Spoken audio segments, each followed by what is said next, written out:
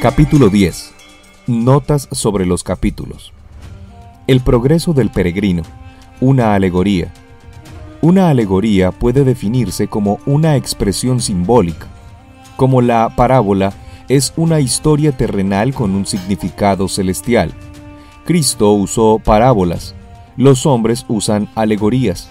Por consentimiento general, el progreso del peregrino es la más grande de las alegorías.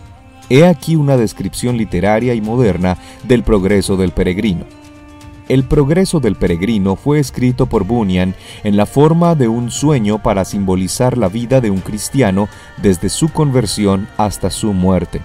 Su conversión es la huida de la ciudad de destrucción a la ciudad celestial. Su ministro o ayudante es evangelista. Su mapa es la Biblia, sus pecados son una carga sobre sus hombros, sus dudas son gigantes, su lucha con el pecado es una lucha con Apolión, su muerte es como atravesar un río profundo que fluye entre él y el cielo. Para interpretar la historia. Querer interpretar literalmente todos los puntos de una alegoría o de una parábola es robarle su hermosura y agregar poco a nuestra comprensión de su significado. El corazón del lector, ayudado por su imaginación y sentimiento, tendrá que ser su intérprete, o poco aprovechará de su lectura. Es esencial que haya tenido una experiencia de la conversión si ha de comprender bien una alegoría espiritual como el progreso del peregrino. Sin embargo, para ayudar a algunos cristianos jóvenes en el estudio de este libro, en el presente capítulo ofrecemos algunas sugestiones sobre el fondo escritural de algunos de los datos de la historia, con algunas interpretaciones que redunden en beneficio del lector. Muchos lectores encontrarán significados diferentes de acuerdo con su propio conocimiento y experiencia en las cosas espirituales, y así debe de ser. Como ya dijimos, la propia experiencia cristiana de uno es la que debe interpretar esta alegoría. Capítulo 1. El desierto de este mundo. Con frecuencia se habla de este mundo como un desierto de pecado. La Biblia habla de nosotros como viviendo en tabernáculos o habitaciones provisionales, mientras peregrinamos en el mundo. Véase Proverbios 4:11 y 2 Corintios 5:1. El peregrino. Con respecto al peregrino, el señor Kellman ha dicho que los datos principales son 1. Un hombre con una carga y 2. Un hombre con un libro. El problema cristiano puede resumirse en un hombre, una carga, un libro. Sus harapos eran sus propias buenas obras. Isaías 64:6. La carga sobre su espalda era el peso de su pecado. Salmo 38:4. ¿Qué haré? Es el grito de todo pecador compungido. Hechos 16:30. Evangelista encuentra a cristiano. En este tiempo el peregrino necesitaba a evangelista, o sea, un ministro para ayudarle. Véanse Romanos 10:14. Nótese que evangelista le dice solamente lo necesario para encaminarlo de nuevo. Demasiadas veces se dice a los pecadores mucho que ellos no entienden, cuando se debería señalarles a Cristo. Cristiano tiene miedo a la muerte y evangelista le señala el camino de la vida. El rollo de pergamino era algún pasaje específico de la Biblia, véase Mateo 3:7 y Lucas 3:7. La puerta angosta era Cristo, la puerta del redil, véase Juan 10:7 al 9. Representa una decisión, dividiendo el viaje en dos partes, una antes y otra después de haber pasado por la puerta. La luz. Cristiano no podía ver la puerta, mas veía una luz. Tal vez fue por la que evangelista le dijo, puede haber sido la luz de su deber de huir de la ciudad de destrucción, o la luz de la esperanza de encontrar vida eterna. Lo que haya sido se veía con claridad y Cristiano huyó hacia la luz. Cuando un pecador se dirige hacia Cristo, la luz empieza a brillar en su camino. Véase Efesios 5:14. Flexible y obstinado. Flexible escucha la razón, mientras obstinado no. Nótese la lucha por el alma de obstinado. Cree que lo sabe todo, mas pierde su alma. A Flexible le gusta la descripción del cielo, pero no tiene convicción de pecado, por lo que no está dispuesto a dejar todo y seguir a Cristo. El pantano de la desconfianza. Esta es una de las descripciones más famosas de Bunyan y representa una experiencia que le sucede a muchos, especialmente a los adultos cuando empiezan a buscar a Cristo.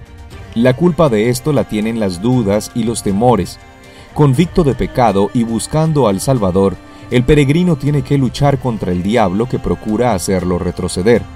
En esta historia, Cristiano luchó a través del cenagoso fango y logró salir a tierra firme, la que representa las promesas de Dios y lo que le llevó a la roca fundamento de nuestra fe, Cristo Jesús. Flexible se salió por el lado más cercano a su casa y se despidió enojado de Cristiano, culpándole por las dificultades que le habían sucedido. Auxilio le ayuda. Cristo busca al pecador tan pronto como éste empieza a buscar a Cristo. Dios envía auxilio a los que buscan la salvación. Recuérdese cómo Dios envió a Felipe a ayudar al eunuco, Hechos 8, y cómo envió a Pedro a ayudar a Cornelio, Hechos 10. Todo cristiano debe desempeñar el papel de auxilio para con los que buscan a Cristo. Saber mundano. Es el llamado hombre moral que cree que hay un camino al cielo más fácil que el que conduce a la puerta angosta y a la cruz. Es de mal corazón, aunque sabe quedar bien con los demás. No existe tal cosa como una vida moral sin Cristo. Cristiano desviado por saber mundano. Cristiano siente miedo tan pronto como abandona el verdadero camino para seguir al Señor saber mundano. También le pesa más la carga que lleva. Su conciencia le acusa. Respecto a las llamas de fuego del cerro, véase Deuteronomio 5:22. Para la descripción que Evangelista da de saber mundano, véase Primera de Juan 4:5. Evangelista enseña a Cristiano su error. La persona que ha tomado un mal camino no siente satisfacción en ningún consejo fuera del Evangelio. Así que Evangelista encuentra a Cristiano, le predica el Evangelio y le trae de nuevo al camino que conduce a Cristo. El Evangelio es de veras las buenas nuevas. Todo lo demás es inútil. Capítulo 2. La puerta angosta. Este es otro de los grandes cuadros que Bunyan pinta con palabras. La puerta angosta representa a Cristo, a quien Bunyan llama buena voluntad, esto es, la buena voluntad de Dios en Cristo. Es la puerta del redil. Véase Juan 10 del 7 al 10. La puerta se abre con la oración. Véase Mateo 7:14. Buena voluntad escucha el llamado del pecador. Le abre la puerta y le da un tirón hacia adentro para que los dardos de Satanás no puedan alcanzarlo. La carga del pecado no impidió que Cristiano llegase a Cristo. Cristo se acerca al pecador que lo busca, pues vino a buscar y a salvar lo que se había perdido. Véase Mateo 9:12. Buena voluntad le señala la cruz, donde será aliviado de su carga. Le enseña a Cristiano algunas cosas que debe saber. La verdad os hará libres. Buena voluntad envía a Cristiano al intérprete que es el Espíritu Santo, el Espíritu de verdad. Véase Juan 14:17.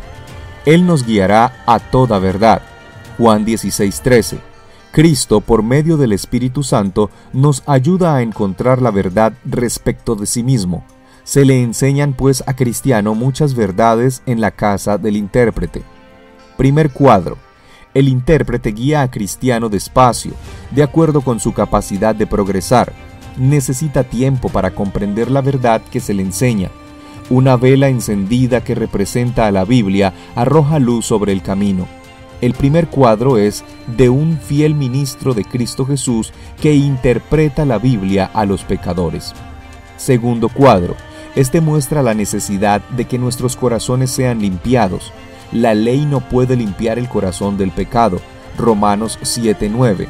Mas el Evangelio limpia de todo pecado. Juan 15:3 y Primera de Juan 1:7. Tercer cuadro. Este cuadro contesta la eterna pregunta: ¿por qué tienen los pecadores tanto de los bienes del mundo? Pasión representa la respuesta: tienen bienes ahora y nada les espera después. Véase el Salmo 73, que explica cómo Dios enseñó esta verdad a su siervo David.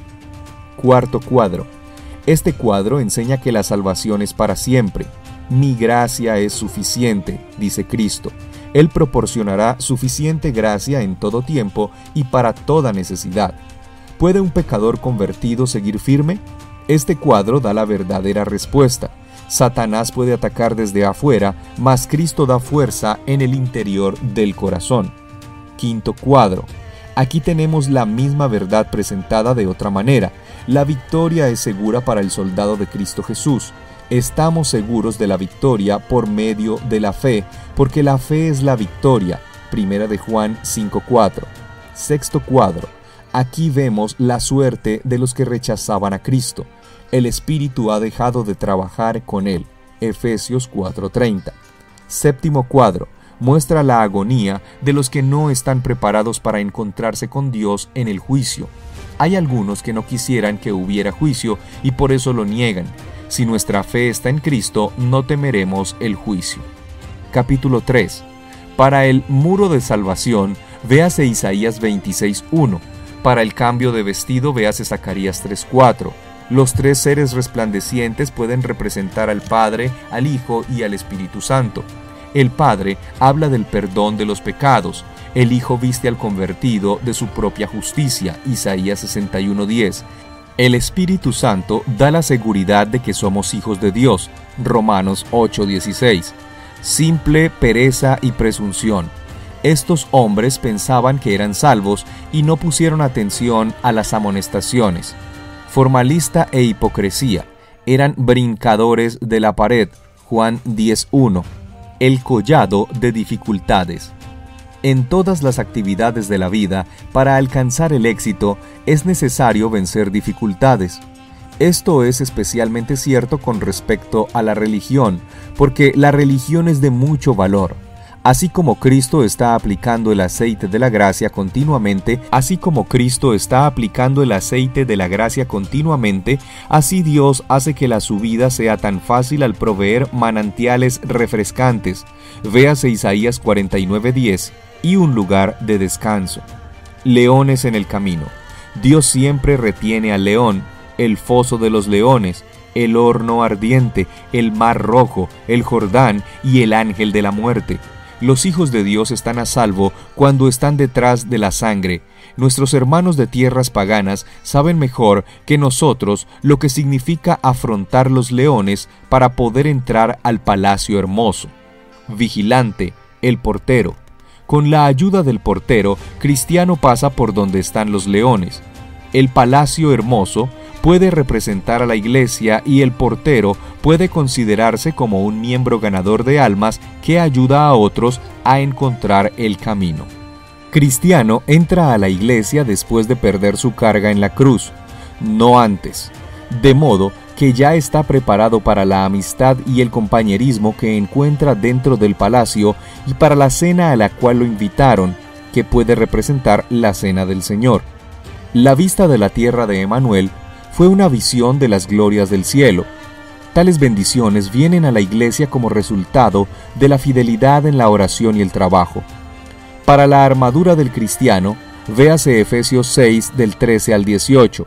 Nótese que no hay ninguna protección para la espalda del soldado. Debe seguir luchando siempre hacia adelante. Repaso.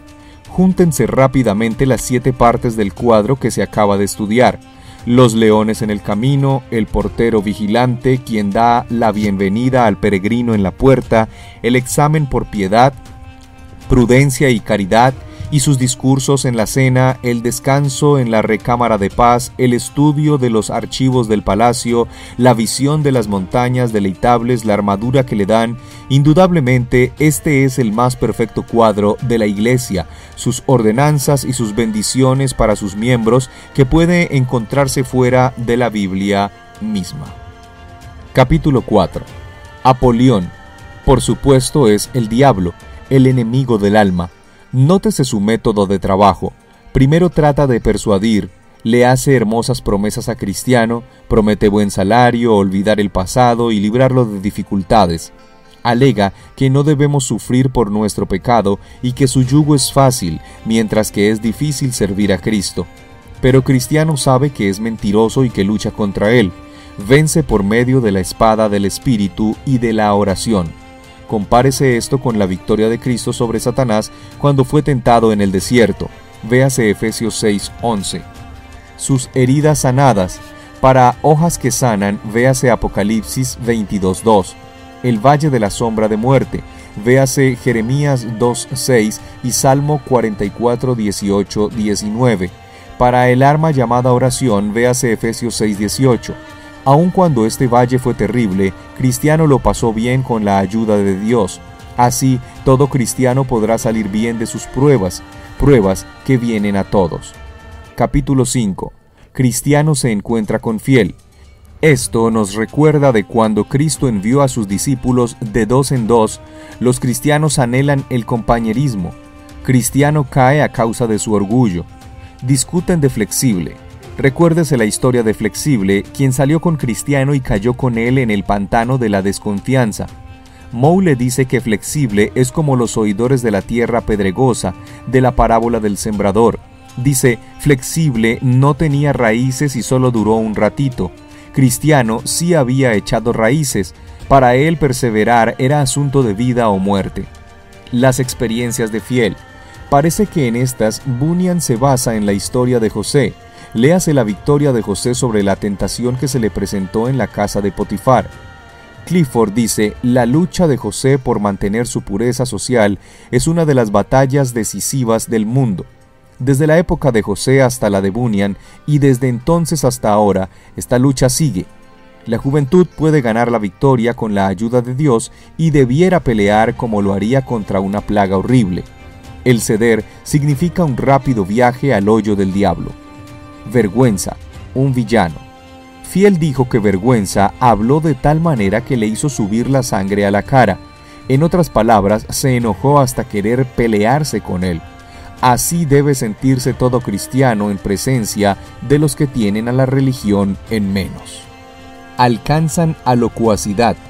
Es evidente que locuacidad no conocía el texto, sed hacedores de la palabra y no tan solamente oidores. Ni tampoco la fe sin obras es muerta.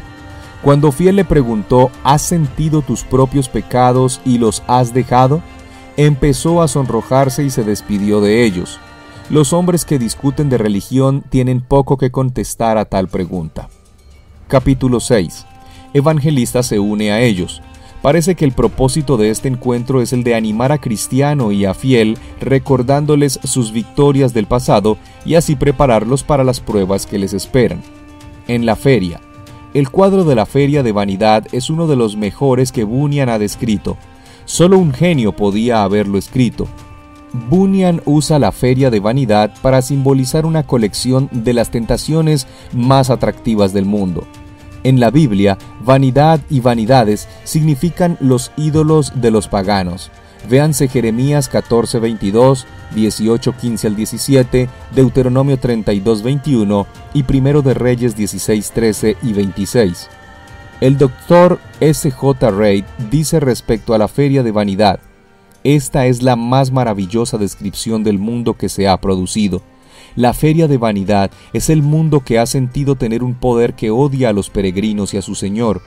Para el pueblo de feria de vanidad, sus mercancías eran todo. Su lema era, comamos y bebamos porque mañana moriremos. Todo cristiano tiene que pasar por la feria de vanidad o salirse del mundo, pero mientras estamos en la feria de vanidad, no tenemos que ser parte de ella. La feria de vanidad estaba dominada por una trinidad de males: el mundo, la carne y el diablo. Los peregrinos examinados.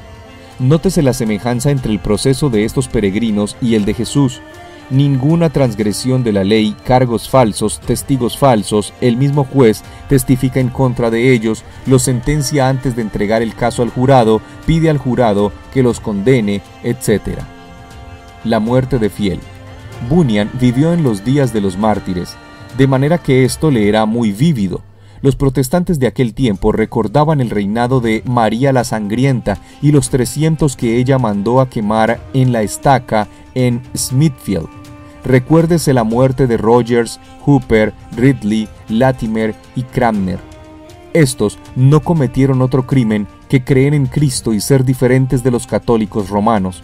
La muerte de estos 300 produjo un odio tal contra Roma como nada hubiera podido producirlo. La persecución es el opuesto del cristianismo. El cristianismo ama, la persecución odia. Mas desde el tiempo de Pablo hasta ahora, la persecución ha ayudado al cristianismo a extenderse más. Capítulo 7. Aquí Bunyan da otro toque hermoso al cuadro cuando Esperanza se hace compañero de Cristiano para reemplazar al noble Fiel. Así como la gloria de la muerte de Esteban resultó en la conversión del gran apóstol Pablo, así el heroísmo del martirio de Fiel ganó a Esperanza y a otros. Señor Conveniencia de buenas palabras. El señor Conveniencia difiere del señor Locuacidad en que ama el dinero sobre todo lo demás.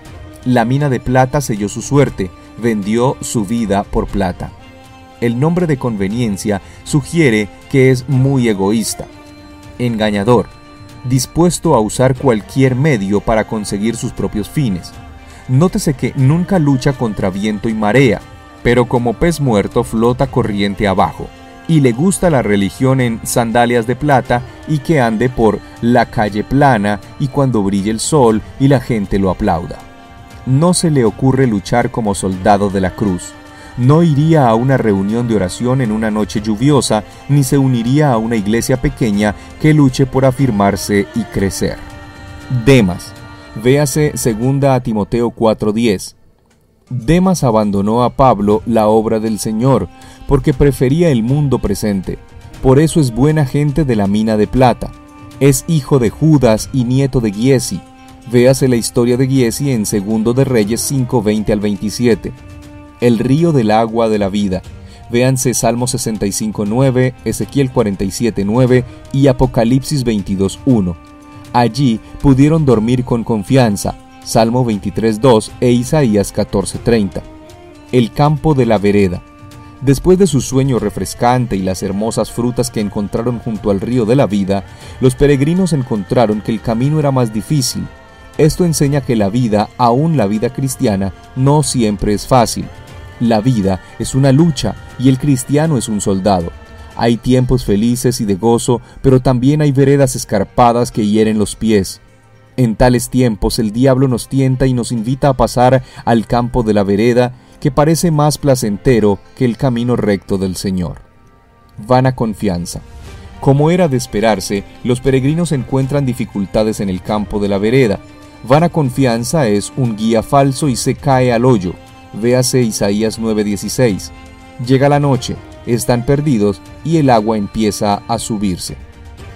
El castillo de las dudas.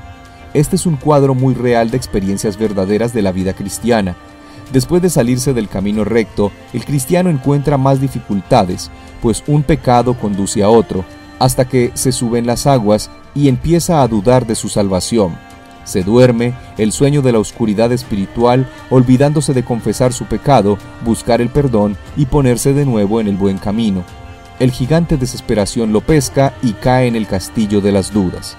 Pero hay una salida y Cristiano la encontró: las promesas de Dios. Nunca fallan y pueden abrir las puertas más fuertes de la prisión del alma. Juan el Bautista, al dudar, envió a Jesús, y cuando nosotros dudamos debemos ir con él. ¿Cómo le fue a Judas y al rey Saúl en el castillo de las dudas, y a David, Pedro y Tomás? Capítulo 8. Cristiano había visto desde el palacio hermoso las montañas deleitables en la tierra de Emanuel. Ahora él y Esperanza gozan de la paz y el descanso, así como de la hermosura de ellas. La ciudad celestial se ve, aunque queda lejos todavía. Estas montañas representan esos momentos de calma y felicidad cuando no hay entre el alma y su Dios ninguna nube, y se siente cuán verdadera es la confianza en Cristo que puede traer tal luz al corazón. La historia de poca fe. Esta historia la relata Cristiano mientras él y Esperanza bajan las montañas deleitables. Poca fe representa al creyente que apenas tiene suficiente fe para creer, pero no para llevar una vida victoriosa. Todo enemigo lo vence, nada adquiere, apenas puede conservar su fe, la aljaba que lo admite al cielo. La red del lisonjeador. Cristiano dice que los pastores les alertaron contra los lisonjeadores y Esperanza dice que se les olvidó leer sus instrucciones, la Biblia.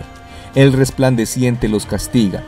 Cristo perdona la culpa de los pecados que cometen sus hijos cuando se arrepienten, pero el dolor y las cicatrices tienen que llevarse. Ateo. Este hombre caminaba con la espalda hacia Sión, a pesar de haber estado buscándolo por 20 años. Nadie es tan ciego como el que no quiere ver. Véase Salmo 14:1. Capítulo 9. La tierra de Beulá. Beulá es un nombre bíblico que significa casado. Se aplica a Israel sugiriendo su matrimonio con Jehová como esposo y Señor soberano. Isaías 62:4. En el Nuevo Testamento tenemos la boda de Cristo, el Cordero con su novia, la Iglesia. El nombre lleva la idea de entera felicidad, pureza y amor. Para Bunyan, esta es la tierra de donde los peregrinos entran a la ciudad celestial. El cielo está al otro lado del río de la tierra de Beulá, y la gloria del cielo la alumbra. Interviene un río. Este era el río de la muerte. Solamente Enoc y Elías se escaparon de él. Aquí, Esperanza ayudó a Cristiano mientras Bunyan describe la muerte de este. Esperanza lo animó con palabras de consuelo, con textos y con el consejo de que mantuviera firme su fe en Cristo. El río es profundo o no, de acuerdo con la fe que uno tiene. Al otro lado los esperaban los seres resplandecientes y toda la gloria de la ciudad celestial, el vestido y la corona. Todo esto se hizo posible porque en la cruz la carga del pecado fue quitada por la mano amorosa del Señor Jesucristo.